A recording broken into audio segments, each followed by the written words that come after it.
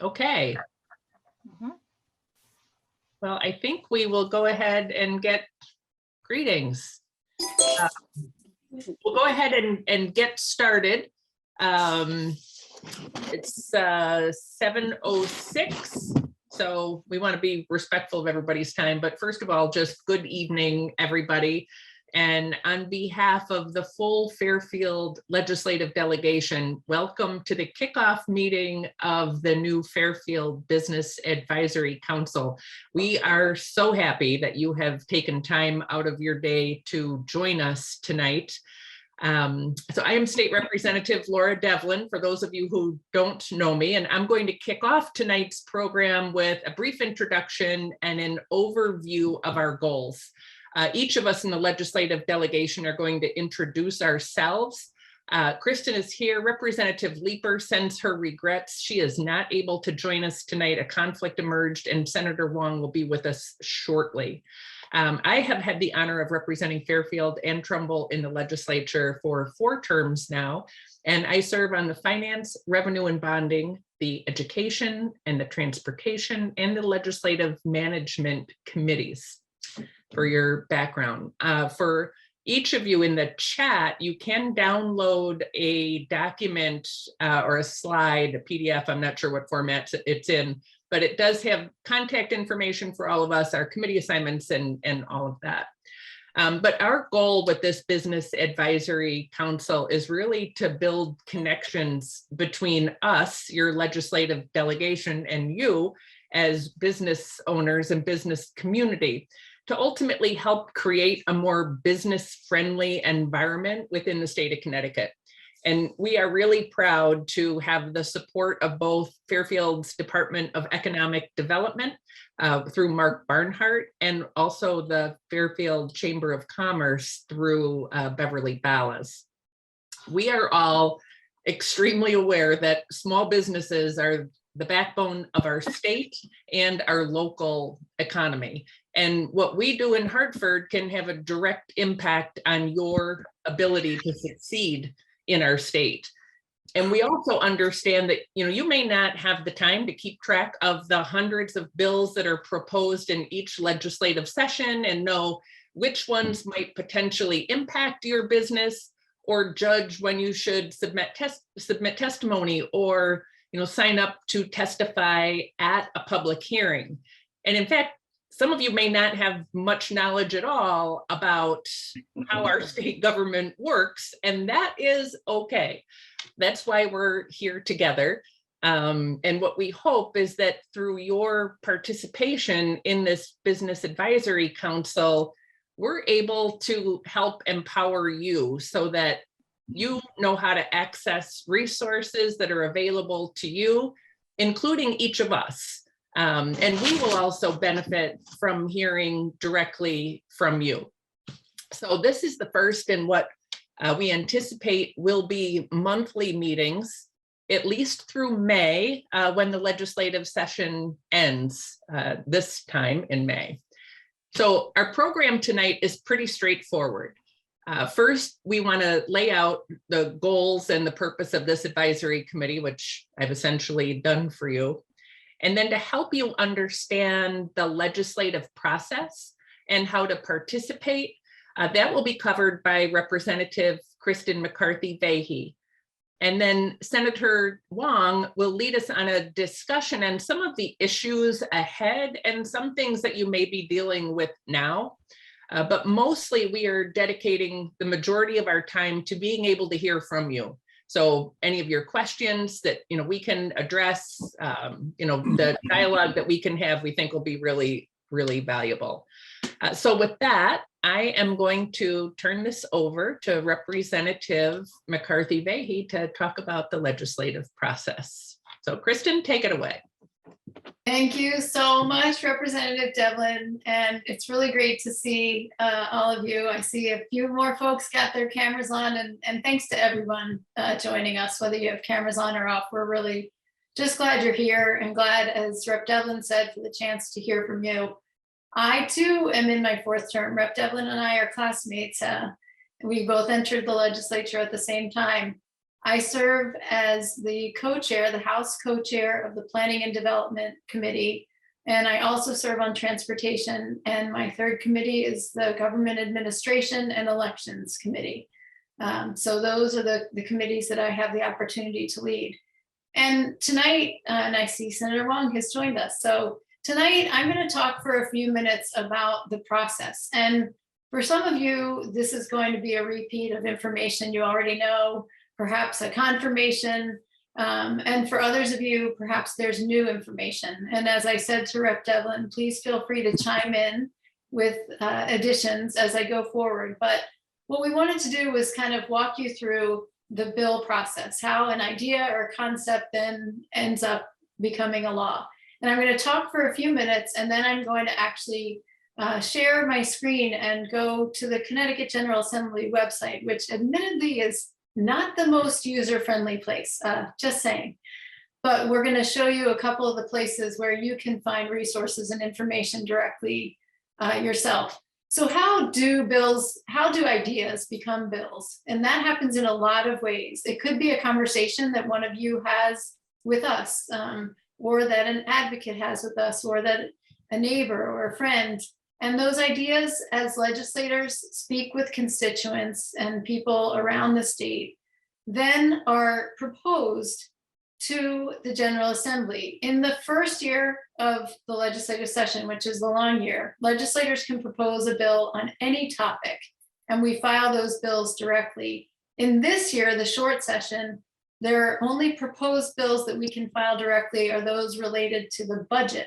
And otherwise, we have to work with the committees because the committees have to raise those bills on their own.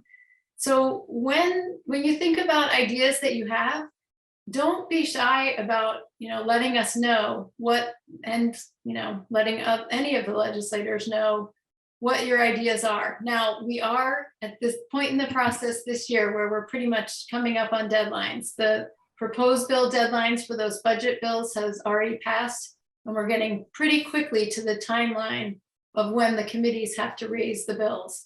And because this is a short session, as Rep. Devlin said, ending in May, everything is compressed from a timeline standpoint. I often describe that bill process as it goes from ideas to committee to hearings to the floor, which we're going to talk about, as a funnel. So there are lots and lots of ideas, hundreds of bills. And as they go through that process, it's a funnel. So what is the funnel? How does a bill make it to the committee hearing process? The committee has to meet to decide to hear that bill. So the first step is a committee vote. After the leadership of the committee, usually, well, Senator Wong and I spent some time together today. The leadership often meets as co-chairs and ranking members, both on the Democratic and Republican sides. Though some committees just have the Democratic leaders meet.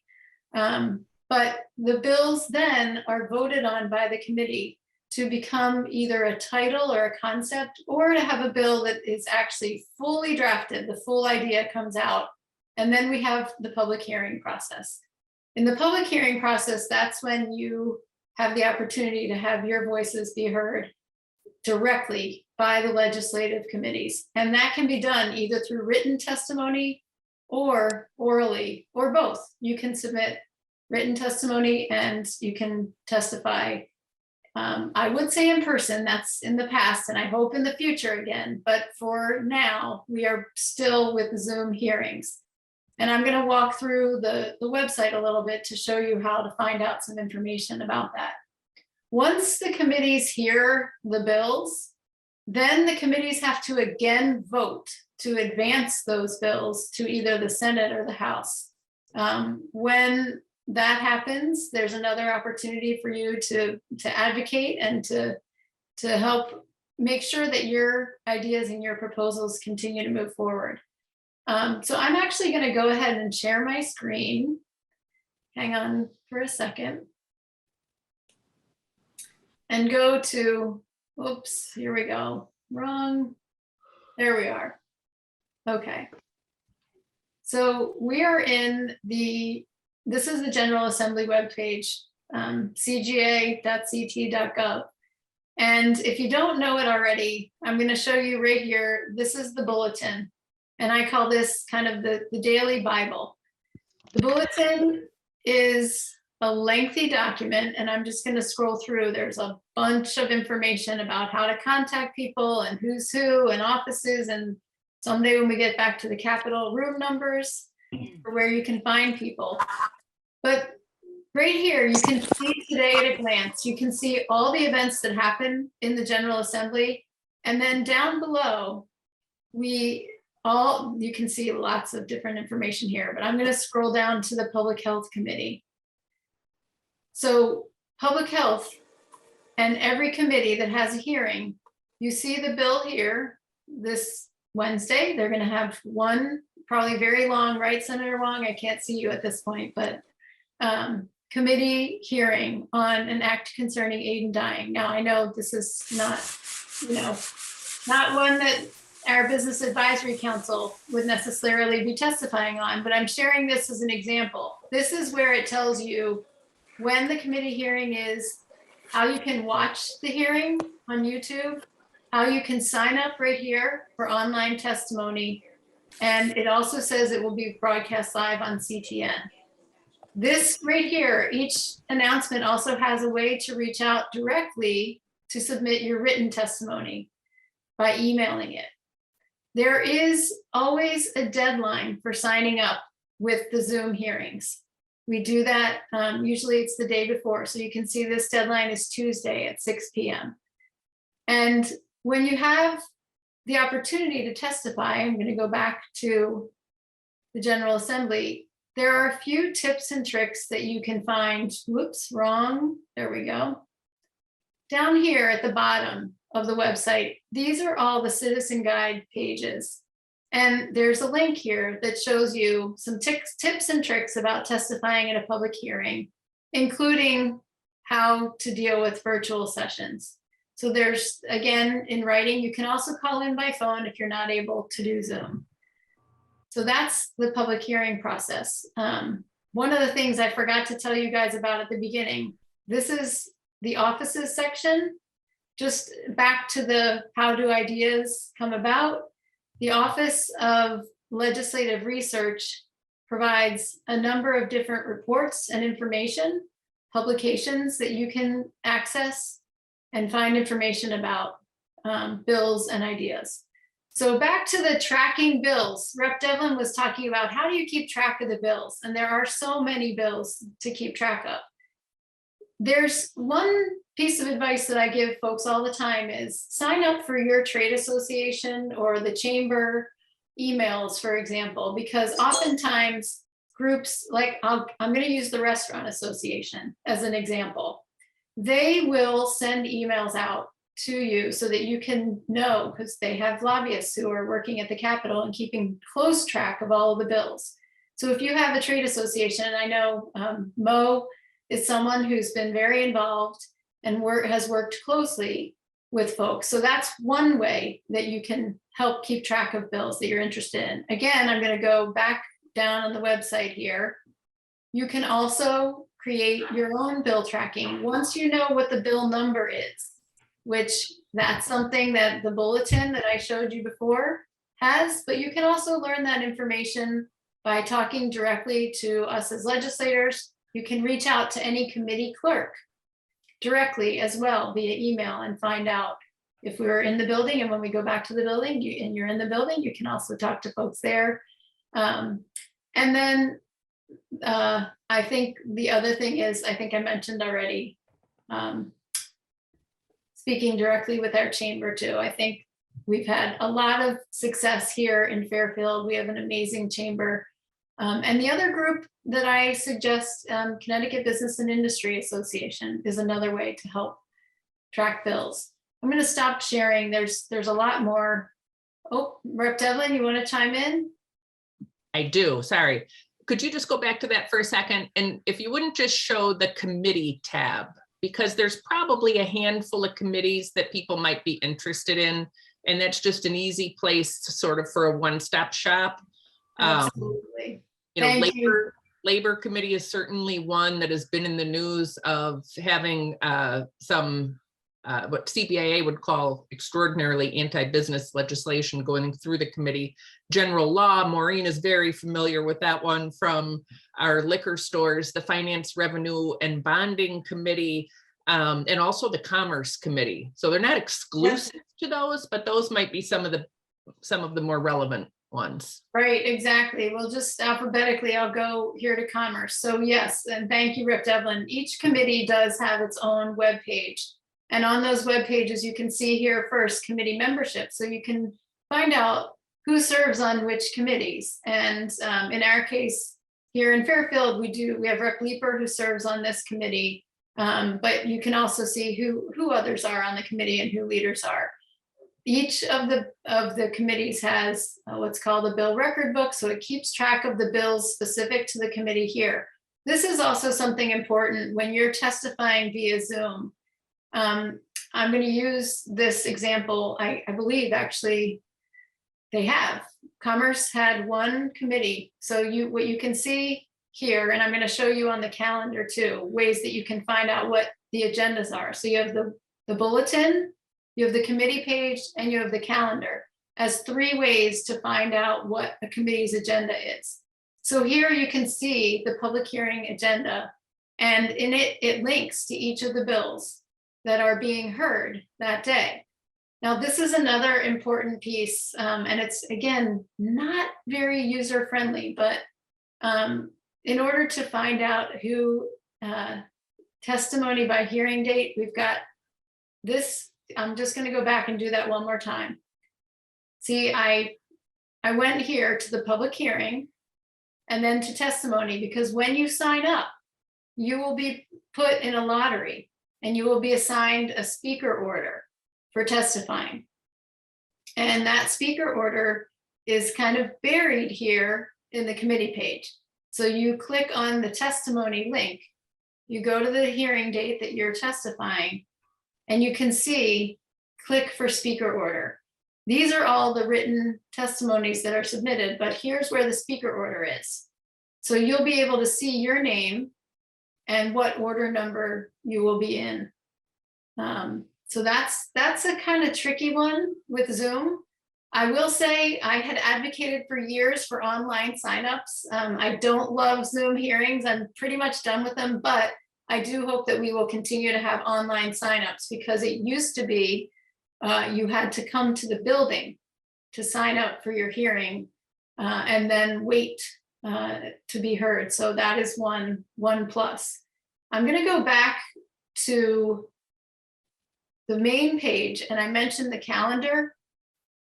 Here is the General Assembly schedule of events. So on each day, here on the calendar, you can see we'll do the Commerce Committee meeting again. So if I click on this link on the Commerce Committee meeting, we can access the agenda, but also here's where you can actually watch the YouTube stream live. Each committee has its own YouTube channel that streams the meetings. Now, I will say sometimes you'll find, I'm gonna pick on education, Rep. Devlin. So see how this is a committee meeting to raise concepts, and there's no agenda here. Committee meetings, the agendas are not required to be posted until just the day before. Whereas a committee hearing, those are required to be posted 5 days in advance. So sometimes you don't necessarily know what's on that agenda for a meeting with a vote. So a committee meeting is where committees take votes. Hearings are where committees listen to the public and ask questions. And it's not a time that we take votes. But I appreciate you pointing that out. And there's a lot of other info on the site. There's a lot that's buried here. But I think I've probably talked long enough, Rep. Devlin, and we can do questions later. Is there anything else that you want to add, or Senator Wong? No, it's a great resource, but you also have us. So we want to empower you to know where to go, but don't feel like that's the only place that you can go. The 4 of us are available. Absolutely. So I think at this point, I'm turning it back to you, Rep. Devlin, or turning it over to Senator Wong. Right on to Senator Wong. Well, Senator thank you very Wong. much. I apologize for being late. I must say, I have to tell you, I'm listening to Representative McCarthy-Vahey kind of explaining all of this. It can be overwhelmingly confusing. For many of you, you have your jobs and your customers and the challenge of meeting payroll and your P&L and the least of your worry is how to navigate the legislative process. But it is important to know, and I appreciate Representative McCarthy-Vahey kind of going through it, knowing that it's a resource available to you. But it's also important, as Representative Devlin said, we're also just one phone call away to our offices. Each of our respective offices have legislative aides, our emails. After this and in continual conversation, you will have our contact information to address issues. Some of the issues that I see over the horizon that is going to be extremely important, and there could be many others I might have missed, but to me, I think one of the biggest issues is how are we going to help your businesses as we go through the next phase of how we handle COVID. COVID is an exhausting word to me for the past 2 years. And I can't even imagine for all of you that have businesses, the roller coaster ride that you've had. So I think one of the first things I think for us as part of this Business Advocacy Council is to share with you that we have access and relationships with the Department of Labor, with Revenue Services, and that we can be a partner with you to get through the bureaucracy. So I think as you kind of manage through the COVID and as I think all of us as legislators have done in the onset of this early on in 2020, helping a lot of people going with their federal small business PPP loans and trying to manage that, I can assure you that you are going to encounter more unknown challenges as you navigate through this new year of your business, but also the new rules and the changing regulations. So I think for me, the first thing I think we can be a resource to you is to be a partner with you as you navigate through the bureaucracy of various state entities. I got to tell you, state employees have struggled too, and they're handling a lot of different cases. But I believe for us as partners with you to be CC'd on your emails and communications with those various departments will be very, very helpful. If nothing else, it will expedite some communications to give you some answer, because for many of you, the biggest frustration is not getting any answers at all. I will share with you, to me, the most powerful asset that we can provide to you as a business advisory council is you have a partner. You have someone that knows our community that will represent and work with you to get through the state bureaucracy. So for me, there is no bill, there's no consideration. It is for us to be your kind of a voice in dealing with some of the business challenges you have. We could talk about the PPP. We can talk about how some of your businesses are going to navigate the paid family medical leave bill, which, look, Democrats and Republicans all support the idea. There's an incredible challenge. There's incredible needs for caregivers. The devil is in the details and try to get the system operational. We do have it made into law. You're going to have to manage it, and you're going to be confused. What I'm offering to you is, as another part of being a conduit for you, that there is a department within the Department of Labor that is specifically addressing paid family medical leave. Questions you have as an employer, questions for your employees. I want to offer that is another point that we as legislators in the BAC can be a resource to help you. I think the third ultimately is getting ideas from you. I think as past business advisory councils have come forth, it isn't just about retail businesses or we want to bring in restaurants. We want to bring in practices in dental, medical offices. We want to bring in chiropractic offices, the whole array of businesses that affect the services that are necessary in our community.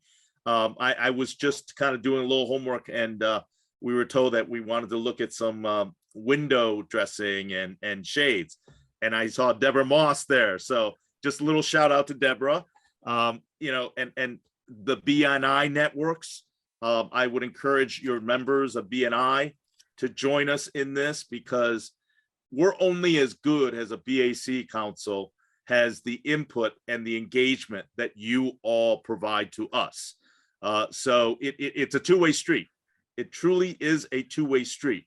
And as those that have interacted with us in the past, you know, Maureen has been tremendous. She's been mentioned, but she's an advocate for many others that could be a resource.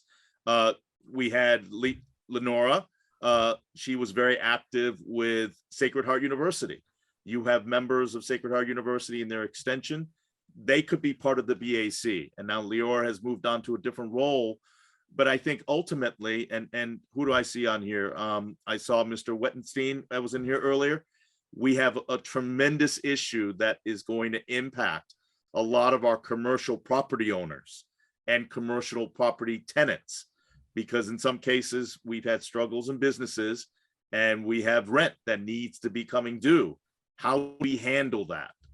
There are opportunities of mediation and support. We don't have any specific programs for commercial property rent abatement. So maybe that's a conversation down the road. If we find enough people have commercial property rent challenges because they're not covered. We have millions of dollars that have given for rental property, residential property, but we have no specific relief for commercial property rental liabilities. So those are examples. I mean, I welcome your input now to give us your thoughts and ideas on how we can help you succeed in the Fairfield community. So thank you for being here. And again, remind yourself and others that it's a two-way street, and come on and join us. Thank you, Senator Wong. At this point, I would like to open up the floor. So what I would suggest is, if you know how to use the chat feature down below, move your cursor over reactions, you can raise your hand, or you can just flag. And don't forget, I think all of you are on mute. So before you speak, just unmute. So questions, comments?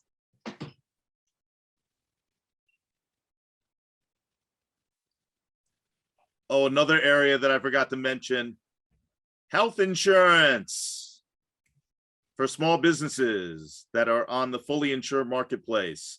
Access Health is an important program. As you kind of navigate through that, again, we can be a resource and help. This is a bipartisan offer for ourselves. Look, we're here, we're elected officials to help support you. It's not just us kind of banding about asking for your vote and support. It's our time to be able to represent and help you. Can you just mention your committees? Because you have a leadership role on some really important committees. Well, you know, we have Representative McCarthy-Vahey, who is the chair of the Planning and Development, which has cognizance on municipal related matters. We have a very good working relationship. These are important issues that come into an array of activities affecting our municipalities. I'm also the ranking on the Insurance and Real Estate Committee, which has cognizance, as I mentioned and neglected to mention earlier, on health insurance and the cost and sustainability. We'll have some bills related to people that may have concerns about the remarkable increase in long-term care insurance. There'll be a public hearing related to those bills if you have individuals that have concerns related to that. So as the ranking of insurance and real estate, the third committee that I'm ranking on is in the area of public health. So we are debating the issues that we talked about earlier. I was actually quite surprised Representative McCarthy Fahey would pick the most controversial one to go over. It's going to be a hearing that's going to start tomorrow at 9 o'clock. It's definitely going to be an emotional one and a challenging one. But I think the most important thing that we take as legislators is to be respectful of people, to have a voice in their government. And we welcome that more than anything else. So in public health, we looked at management of COVID in regards to mask restrictions, as you in businesses have gone through that roller coaster ride of vaccination and mask requirements.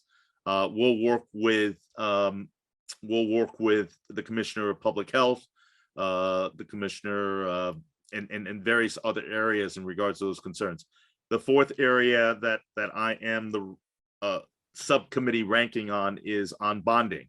So if there are financing and bonding dollars that can be used for construction projects, we work very closely. And I think one of the things that we have seen to be tremendous successful is local Main Street grants. And what's the term? It's my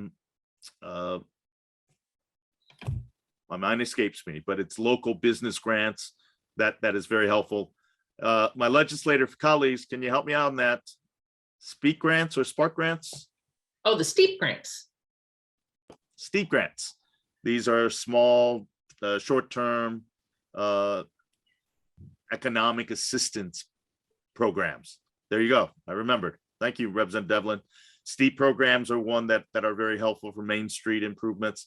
So again, I'm just excited to have you all participate and know that we're a resource to you.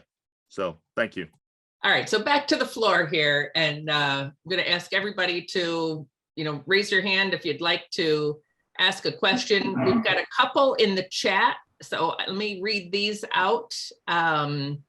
So one of them is forced payroll tax to fund paid family and medical leave.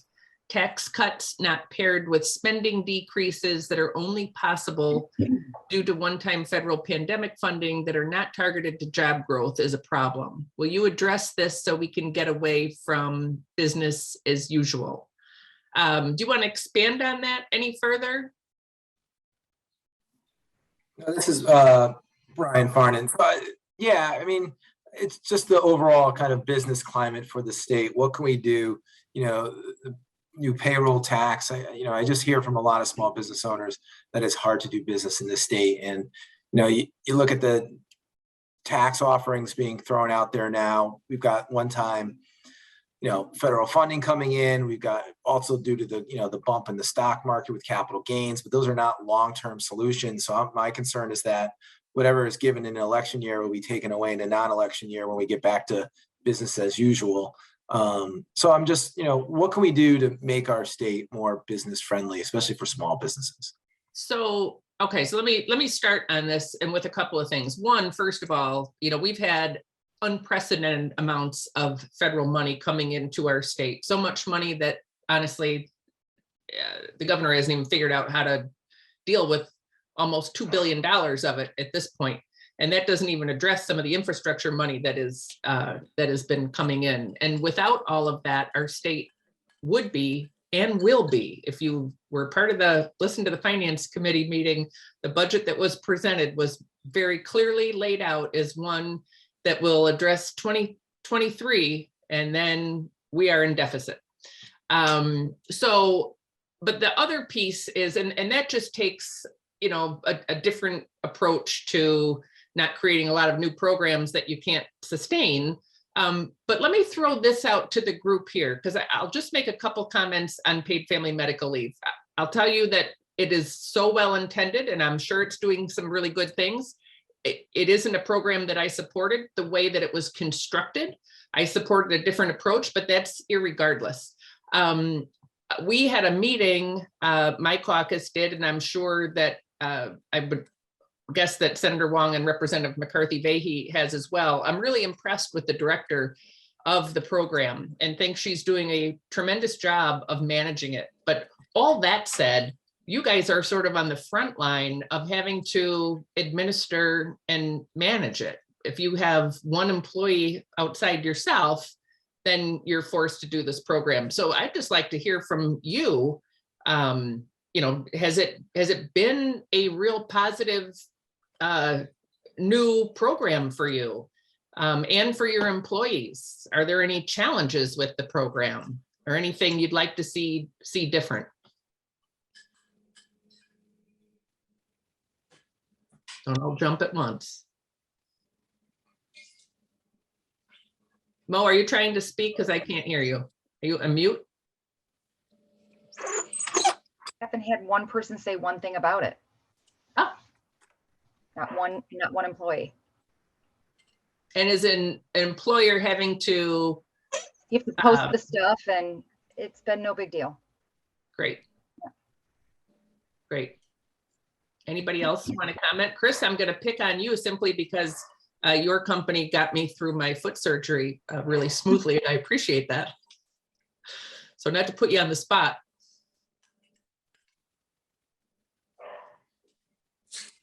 All right, we have another question in the chat. You're asking Chris Collins, right? I am, but Chris may have stepped away. It's the challenge of Zoom when you can do that. All right, so here's another one. Can I ask of this, Representative Devlin? We've got people here. I pointed out Deborah. Sorry to embarrass you, Deborah, but we did notice it. Did everybody get a chance to introduce themselves and what their business is? No, that would be a great idea. You know, what their business is, a little bit of a shout out and kind of a little BNI promotion of your business, get a pitch. And so it's also that kind of a, so why don't we start, you can go through your screen and pick out who's who. So, and let them have a chance to. All right, I'm going to go around the clock, and Deb, you are up. Deb Moss, you're up. Did Deb's screen freeze? We're going to nickname her Deb Moss Casano. All right, we'll come back to Deb. I'm moving over to Brian Farnan.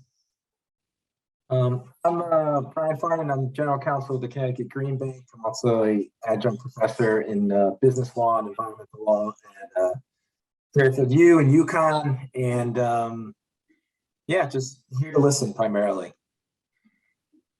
Thank you. Maureen Abramson, and you're on mute. I'm mute. Yes, I'm Maureen Abrahamson. I own Moe's Wine and Spirits in Fairfield, and I know all four of you guys and Brian as well, relatively well. And I have to say that when the bipartisan thing came out, because I'm definitely middle of the road person, that I was thrilled that you guys could all work together, because I think we have so many bigger things to fry in the state, in the country, and in the world. And the fact that Fairfield can try to come together, to work together, to do the best things for our town and our businesses. Thank you so much for doing this.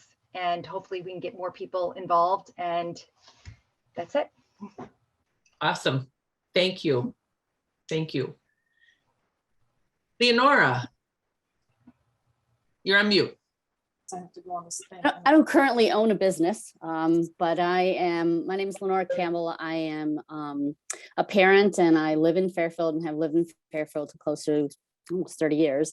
2 children that have gone through the Fairfield public school system. Tony did allude to my prior employment at Sacred Heart University, but I'm currently now at Iona College as a project director for a grant that the government has given us, the Office on Violence Against Women, and I address issues related to dating, domestic violence, sexual assault, and stalking. And this I'm trying to become a little bit more involved, since I am locally in Fairfield, and I just find it as an opportunity to be vested in what our representatives are involved in, and a way in which to support our local businesses as well. So that's where I'm coming from.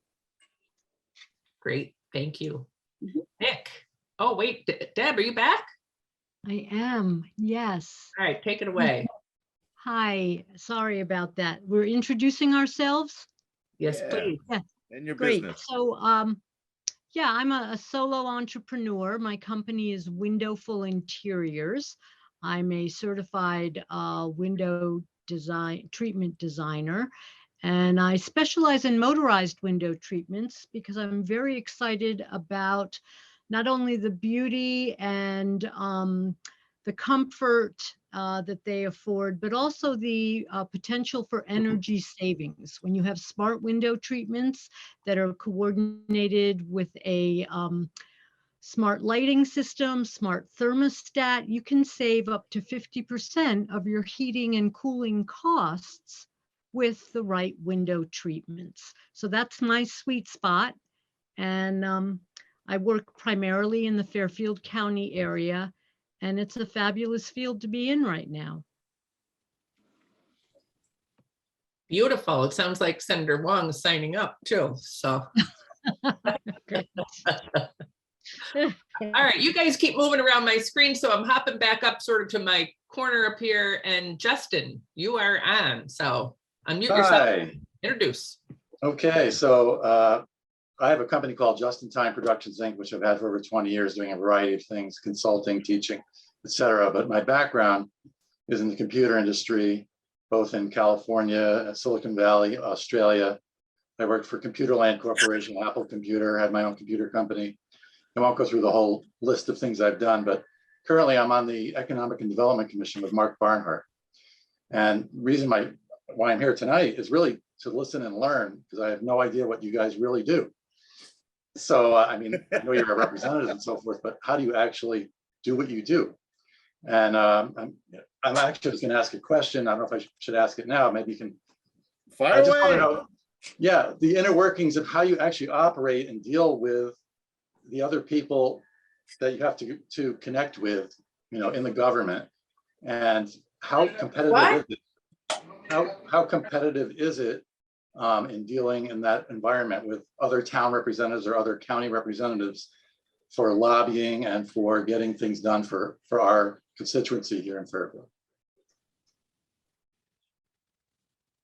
That's my Great question. Do you guys want to take a stab at that first? I've got some thoughts, but I'm happy to give you an opportunity.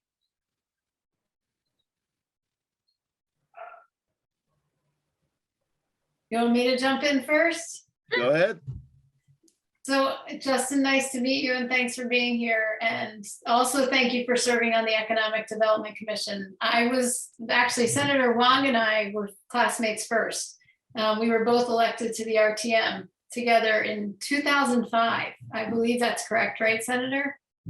Yeah. A few years ago. So we both served in local government. I was a selectman, and it very much is important, both the local and federal connections that we need to make in terms of looking at policy. But earlier when I was talking about the funnel issues, you know, from a community perspective, we have such a broad range of issues that we are being, you know, addressing. And you saw that list of committees, of all the committees. So it could be our Economic Development Commission, it could be our Flood and Erosion Control Board, it could be our Sustainable Fairfield Task Force, our Bike and Pedestrian Committee, our Board of Finance, our Board of Ed, our Board of Selectmen, who may come to us with issues. So, and it could be, as I mentioned earlier, it could be constituents who come to us with issues. So it really is a funnel process. And I think there are so many things that get taken into account, and how, you know, your question is, how do we work with other people? And I think it's really about trying to understand and assess what the needs are, what the priorities are, what the practicalities are. You know, Senator Wong and I today were talking through a number of different bills and looking at, like I said earlier, deadlines, timelines, budgets, all of those things, and looking at what the needs are. It's definitely a juggle. I could say lots more, but I'll be quiet now and turn it over to my colleagues.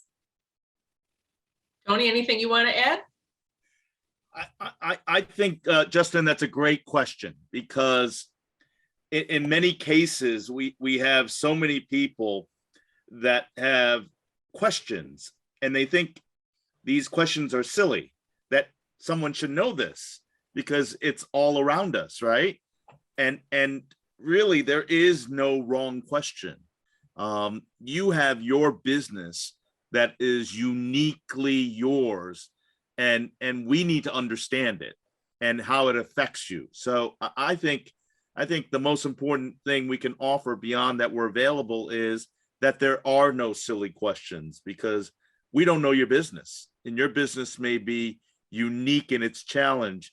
And for us to better understand it is when you reach out to us and educate us, and let us be able to be a help. Because if we don't, and you think you're going to have to manage it through by yourself, I think that's where people get frustrated in business, as though you're doing this all by yourself and you're running uphill. You may still not like some of the laws we make, but at least you'll understand it better and not put yourself in a position where you get into deeper trouble or deeper frustration. So can I just sort of maybe rephrase what I was asking, because you're addressing it from a different perspective from where I was going with my question.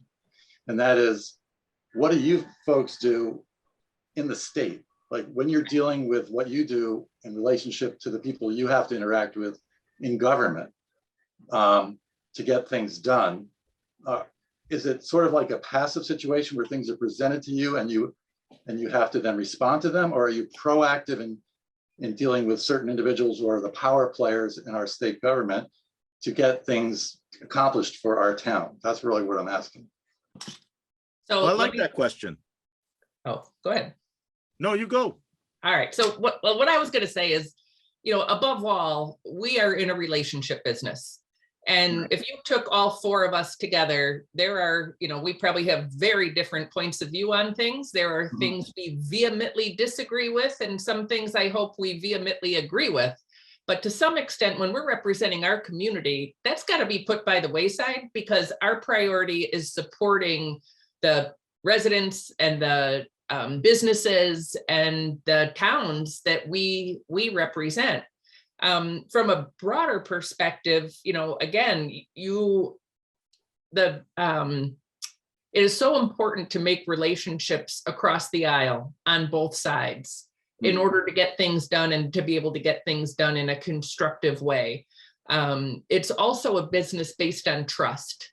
So, your word is gold within the Capitol building. And once that trust is broken, it is really difficult to get that back. So, that also goes into that relationship building. Sometimes we are bringing issues through a bill or through comments, either through the committee process or public hearing or on the floor. Or we may be on the other end and hear about something and be like, well, wait a minute, this may not be good. We need to share information about that. We have, certainly liaisons with all of the various agencies and work closely with them. I would guess that each of us are probably closer with the commissioners of the committees that we have cognizance, of those particular state agencies. So I hope that kind of maybe sheds a little bit more light. And, based on that, if you guys have anything else you want to add in, please do. Justin, thank you for reframing the question. And the answer is both. We have as a committee chair, for example, there are dozens and dozens of bills that come in as requested, and they can come in from the governor, or they can come in from a constituent request that is being put in by a legislator. And so we certainly are responding to requests that come from us. Ultimately, we are representatives. So that's part of it. And then certainly each of us has areas that we tend to focus on. I'm a social worker by training, so I've spent a lot of time working on suicide prevention and mental health, substance abuse, substance misuse, prevention as well. So those, for example, are issues that I may, rather than necessarily responding, be a little bit more leading in, just as an example. I'm just using that as one example. And so I think it really is both. And to Rep. Devlin's point, relationships and communication. And I think, I'll use the Rooster River, for example. We have, I think Senator Wong and I today both received an email, and we're going to have a meeting to talk with our local delegation in those parts of Fairfield that are dealing with the impacts of Rooster River flooding so that we can understand as state leaders what the town is doing, what the town needs from us, and how we may need to also potentially advocate at the federal level for infrastructure funding that might be available. And that goes back to that, what Rep. Devlin said, those relationships, connections. Also, we tend to get more engaged in our committees. So because you spend the time in committee work, whether it's the meetings or the hearings, for example, are a way that we learn. And we hear from, residents and constituents and people coming from different perspectives. So you start to gain a body of knowledge around some of those issues. For example, I used to serve on education. Rep. Devlin now serves on education, as does Rep. Leeper. They tend to have, as the committee bills go through, they're hearing that more. They're, debating it within their caucuses and going through those issues. So that's why sometimes, it helps to know who's on the committee. Like when I went through that website, who some of the people are who are having those conversations directly during the session. Doesn't mean you can't talk to others who aren't on the committee. It's just another way of kind of having that more inside information. All right, thank you. Justin, I hope that answers your question. And Kristen, you just made the case why some bills need a public hearing. And with that, we're going to move on to Nick. Thank you. Can you hear me all right? Yes. I think of Nick Mirabile. I know a good number of you on this call. I thought I'd listen in just to learn and get a better understanding of what's going on at the political level when it comes to small businesses in town. I have a couple businesses. I have one, it's called Initial Reaction. It's a jewelry design, manufacturing, and wholesale business. My wife and I have had it for about 20 years. We leased some space down off Linwood Road in Fairfield. I have a promotional marketing business, and I leased some space in the Jelliff building across from the Horseshoe there in Southport. The first business on Linwood, we probably have 8 or 9 employees.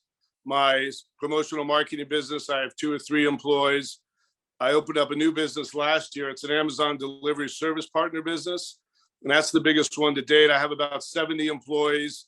And I run 40 vans, the vans that you see drive around the neighborhood delivering the Amazon packages, the Amazon branded vans.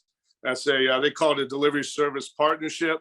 I call it a delivery service provider because we're not quite partners with Amazon, but we provide what they call the last mile program. And then the fourth business I'm opening up this spring actually already exists in Bridgeport. I have it in Bridgeport, which is the electronic scooters you see in town. Not scooters like a motorcycle, but the scooters that look like a skateboard with the handle. Yep. And it's basically like a zip car. The scooters are used, you've seen them in Bridgeport and Black Rock. You scan them with your phone, you use them for a small period of time, and then you leave them and somebody can pick it up and ride with it. We have it in Bridgeport and Black Rock. I'm looking to bring them to Fairfield and Milford this spring.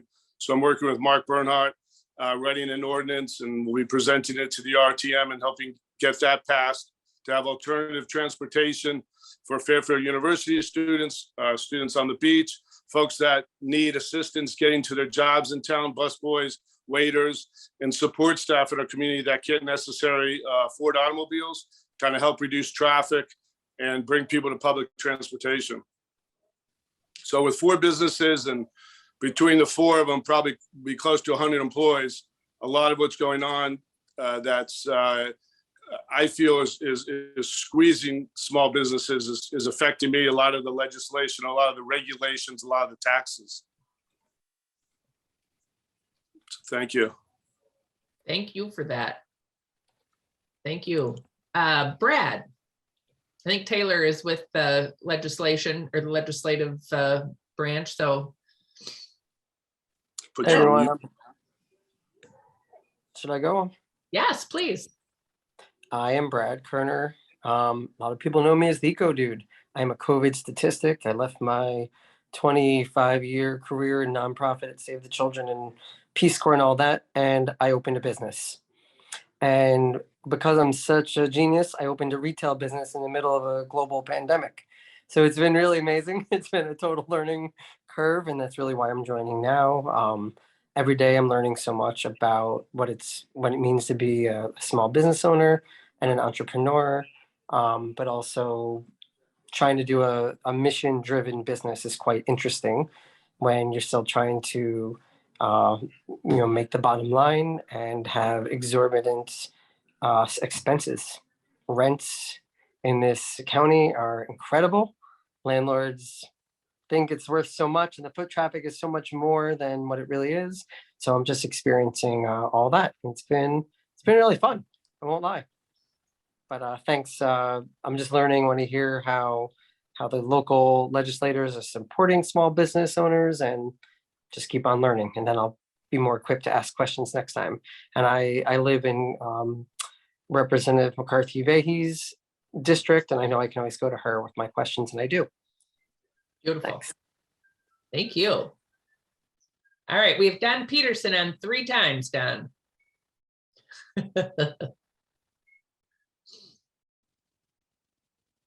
Are you there? You'd have to unmute.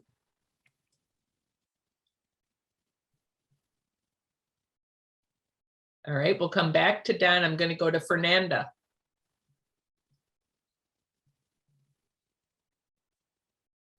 Fernanda Marchi.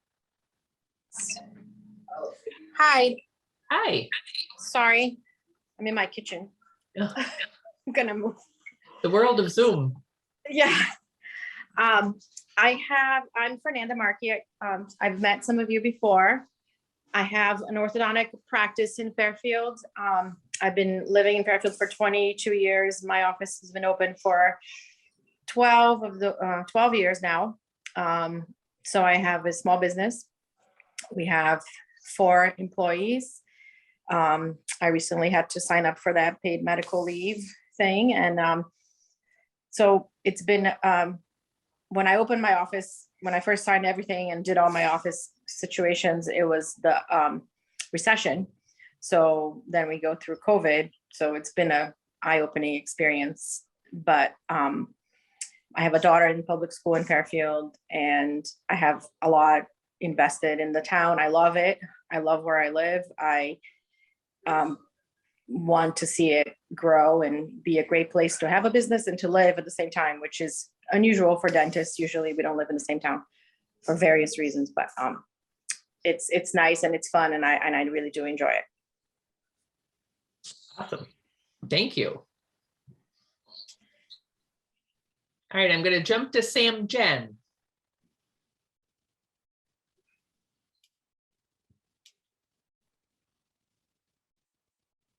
Sam?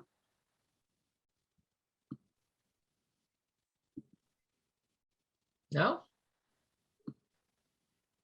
I did get a direct message from Don, and it says, please comment on what proposals are in play regarding public safety. I believe we know a big concern for small business is having customers feel safe in our business districts. Of late, this seems to be a concern.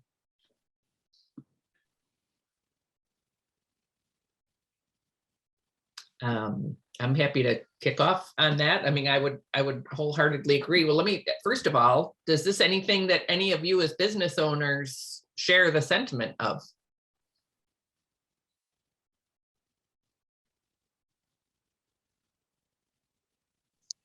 Sorry, I was distracted. Could you repeat the question real quick?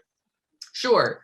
Please comment on what proposals are in play regarding public safety. I believe we know a big concern for small business is having customers feel safe in our business districts. Of late, this seems to be a concern. You can always speculate that perhaps they're thinking of the increased crime that we've seen in town due to the non-policing, if you will, of some of the minor crimes, and maybe some of the racing of the motorcycles and drive motorcycle vehicles up and down. I'm not speculating. I think there's a concern amongst businesses. I used to have a retail business for a decade in Westport. I don't have retail anymore, but I could see if I did and I had customers, and actually with my scooter business, it would be a concern. The crime seems to be up higher than it has been, or that I remember it being. And some of the stuff that I've seen I've read about the recent crime in Fairfield reminds me of some of the horrible crime we had 10 or 15 years ago when the Donnellys were tragically murdered. I mean, that comes to mind when I see some of the stuff going on in this town. I am worried personally about the increase in crime. So maybe that's what that's in reference to, although I didn't ask that question.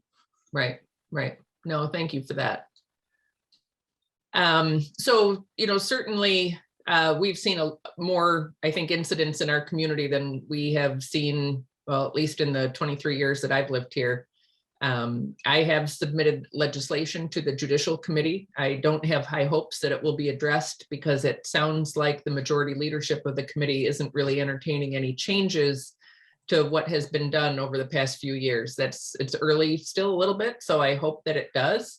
And while apparently our state has the most programs of any state in the nation to help primarily juveniles avoid recommitting crimes and to get out of a life of crime, what we don't have are any consequences. And I think it's really important to have those steps in place in the beginning. But we're sort of like the horse is out of the gate. And if anybody's a parent, I don't know how you parent without consequences, but and the consequences aren't taking a kid and locking him up and throwing away the key. The consequences are at least having some sort of deterrent, and then some rehab kinds of programs. So I don't know if Senator Wong or Representative McCarthy-Vahey, you want to add anything related to that? I just think it's a encompassing of a whole environment of safety but also, traffic. I know that we as a group was very conscious about pedestrian safety and traffic and speeding. Look, we have a main downtown that is unfortunately bisected by Route 1, the Post Road. And there's a lot of volume and traffic and it's important for us to have, the initial conversations about crime and a sense of safety, but traffic safety. I know there were some laws that passed that last session that kind of looked at pedestrian crosswalk safety and respecting that. It's very challenging because Route 1 is a busy road, but it also bisects our major commercial center. So again, it's a constant work in progress. And I will say my observation in this is there's some people that kind of dropped off. Believe me, we live in a Zoom world in our public hearing. I actually would like to ask Representative Devlin, who's been so good in organizing this, the next meeting that we're going to have of this, when that would be, and if we could do it in person. Oh, I'd love to do it in person. And obviously with safety protocols and if we're inside, people want to wear masks, they can. But I would like to see if we could do this in person to get the social dynamics, to kind of see people's expressions and really have an opportunity to have that free flowing exchange. I just do believe that is one of the things we miss in the interaction that we have. And I miss that in the legislative process as well. So, but if that's okay by you through the various other legislative colleagues, I really would like to do it in a venue. If this is bi-weekly or monthly, perhaps in the next season when it gets a little warmer, that we could do it in a venue that is comfortable and safe for everybody, but to do it in person and help extend the network. No, thank you for that, Senator Wong. So if you guys want to just mark down a couple of things, and we did have more folks register that are here. So everyone who did register will get a follow-up email, and I will just reaffirm, we'll send you out what was in the chat in case anybody had a hard time being able to locate that, and also send you out some dates. March, and keep in mind, these are our current target dates, and the legislative session or process is always unpredictable.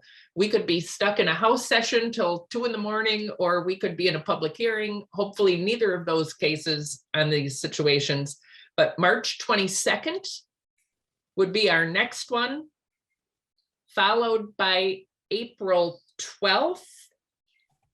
And then what we're hoping is in May, and we're looking around the 17th, maybe we could do even like, and I had talked to Bev about this, doing a legislative sort of wrap up breakfast, and we can all, get together. I'm going to guess for most of you, and I know there's not a whole lot of, on the phone, but maybe you could just raise your hand and it would work that way best, like physically. Is evening or morning better for you? Evening. So tell me who's better at evening. Nick, Deb. Oh, okay. Okay. So Mo and Justin, are you morning people? Sorry, but maybe we can sort of mix it up and get a little bit of both. And I would love for the next one to be in person, so we'll work towards that. Are Saturdays possible for you at all? No. Okay. And I only throw that out because, again, our time in Hartford, it just might be, crazier as it moves along. Just like to know what our options are.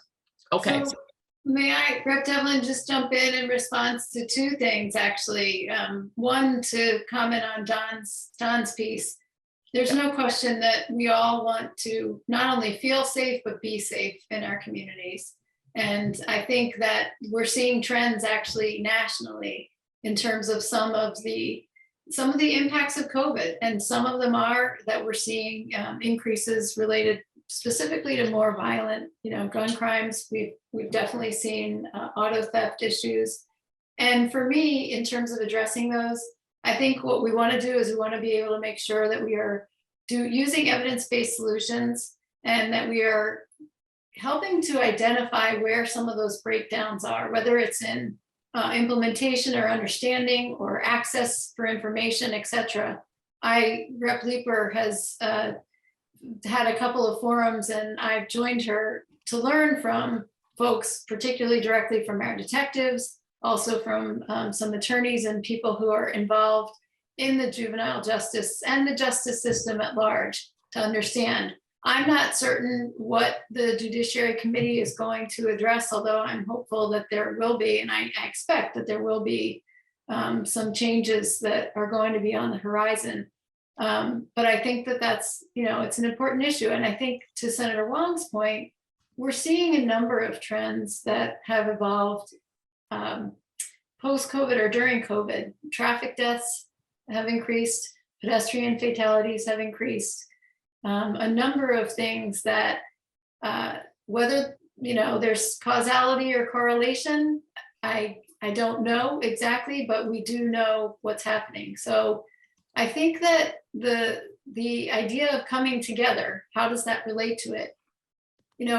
There's been a lot of disconnect in COVID, and I think the opportunity to reconnect on many levels is really important. And that's one of the experts in juvenile justice, for example, talked about the fact that so many of those great programs that Rep. Devlin referenced weren't available for so long for so many kids who maybe needed that steering in the right direction. So being able to get back to that's important. And then the second thing, Nick, you talked about your scooters, which is very exciting to me to hear about. This just reminds me of an example of how sometimes when Rep. Devlin was talking about committees of cognizance where things may or may not connect, the scooter issues, for example, that I've heard in other places, sometimes there's sidewalk and accessibility issues related to ADA. Sometimes there are state statutes that might need to be adjusted in terms of how to help support some of those types of programs. So it's just an example of how, it may be an issue in the Transportation Committee that is impacting your business, as opposed to an issue in Commerce or Labor, the committees that we usually think about. So that's why it's nice that the delegation is actually, we're kind of spread out into a number of different committees, and sometimes you don't know where things are going to land. Exactly. That's why I jumped in here and thought I would expand my mind, because you're exactly right. We don't know exactly what services and what help we may need. Yeah, I can't wait to learn more about what you're doing. All right. Any other questions or comments? We're at 8:15. Our goal is not to just keep you here to 8:30 because we are scheduled till 8:30. We are here for as long as it's of value to you. But if there are no more questions or comments, you've got our future dates. We are going to strive for in-person at March 22nd. And we may need to adjust the date here or there a little bit, but that's our target right now. And happy to take any final questions. If I can make a comment, I want to thank Representative Devlin for organizing this and to get the chamber to buy in.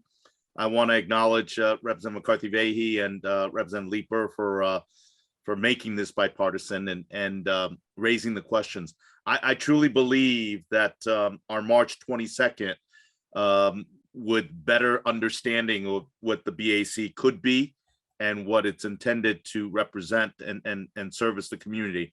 I think the March 22nd, when we all meet in person, I hope, mask if necessary, to just get the dynamics. And I think this can only grow. And I do believe that once people start realizing that there are things that we can be of assistance, you'll come with more material and questions for us to be able to help. So I'm really encouraged by this. And I want to thank all of my colleagues for stepping in to be able to make themselves available to do this. And I have to tell you, it's been a remarkably frantic session. You know, we've been on Zooms.